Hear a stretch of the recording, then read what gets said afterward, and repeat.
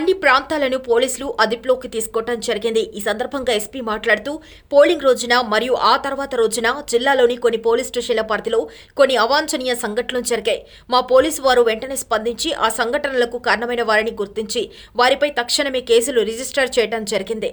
అంతేకాకుండా మరలా ఇటువంటి సంఘటనలు పునరావృతం కాకుండా మాచర్ల, నర్సరావుపేట, వినుకొండ, సత్తెనపల్లి మరియు ఇతర ప్రాంతాల్లో స్థానిక పోలీసు వారిని మరియు కేంద్ర బలగాలను మోహరింపచేయడం జరిగింది. పల్నాడు జిల్లా వ్యాప్తంగా 144 సెక్షన్ విధించడం జరిగింది. 144 సెక్షన్ కట్టుదిట్టంగా అమలుపరుస్తూ పలుచోట్ల విస్తృత వాహన తనిఖీలు నిర్వహించడం జరుగుతుంది. శాంతి భద్రతలకు సంబంధించి ఎక్కడ ఎటువంటి సమస్య ఉత్పన్నమవకుండా కట్టుదిట్టమైన భద్రతా ఏర్పాట్లు చేయడం జరిగింది. ఇప్పటి వరకు మాచర్ల, నర్సరావుపేట నియోజకవర్గాలలో జరిగిన అన్ని సంఘటనలకు సంబంధించి కేసులు నమోదు చేయడం జరిగింది. ఆ కేసుల సత్వర దర్యాప్తుకై ప్రత్యేక దృష్టి సారించడం జరిగింది. చట్ట వ్యతిరేకమైన కార్యకలాపాలకు పాల్పడే ఏ ఒక్కరిని వదిలిపెట్టే ప్రసక్తే లేదు. వారిపై తీవ్రమైన చర్యలు ఉంటాయి. ప్రజలందరూ సంయమనం పాటించి ఎటువంటి ఉద్రేకతలకు పోకుండా ప్రశాంతమైన వాతావరణం నెలకొనేలాగా పోలీసు వారికి సహకరించాలి.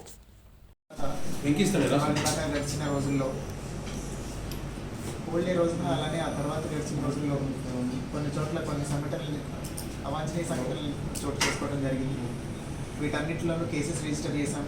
అట్లనే ఇటువంటి సంఘటనలు పునరావృతం కాకుండా అన్ని చోట్ల తన చర్యలు తీసుకోవడం జరిగింది. పూర్తిగా పటిష్టమైన బందోబస్తు ఏర్పాట్లు చేశాం. అన్ని చోట్లకి ఫోర్స్ వచ్చింది. పూర్తిగా జిల్లా వ్యాప్తంగా 144 సెక్షన్ విధించడం జరిగింది. ఆ 144 సెక్షన్ని అమలు చేయడంలో కూడా పూర్తిగా చర్యలు తీసుకున్నాము. క్లియర్గా మీరు ఇప్పుడు వస్తుంటే చూసుంటారు. ప్రతి చోట కూడా ఎవరు గుంపులుగా తిరగకుండా అన్ని రకాల చర్యలు తీసుకున్నాం. అట్లనే ఈ సంఘటనలకు పాల్పడిన వాళ్ళని కూడా అరెస్ట్ చేయడం మొదలైంది. పూర్తిగా సిచ్యువేషన్ కంట్రోల్లో ఉంది. అందరూ సంయమనం పాటించి ఇట్లాంటి ఉద్రేకాలకు పోకుండా ప్రశాంతమైన వాతావరణం నెలకొనేలాగా సహకరించాలి.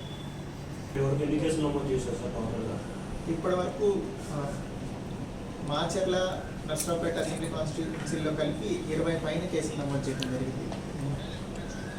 ఇంకా దానిలో అక్యూజ్డ్, అరెస్టెడ్ ఇవన్నీ ఇన్వెస్టిగేషన్లో ఉన్నాయి. ఆ డీటెయిల్స్ అన్ని ఒకసారి ఫైనలైజ్ అయిన తర్వాత తెలియజేయడం.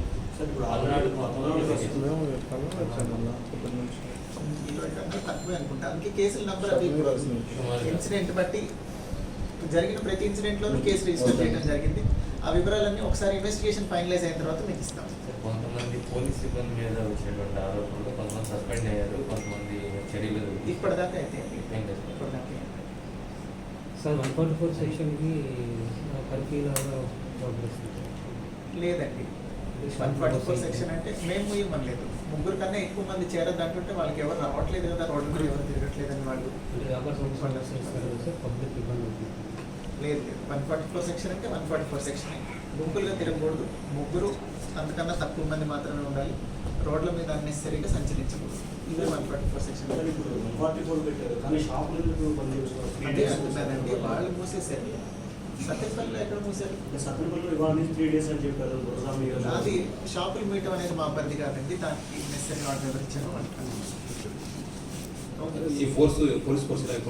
ఇలాగే కొనసాగుతుంది. ప్రశాంతమైన వాతావరణం కంటిన్యూ అయ్యేదాకా. Thank you.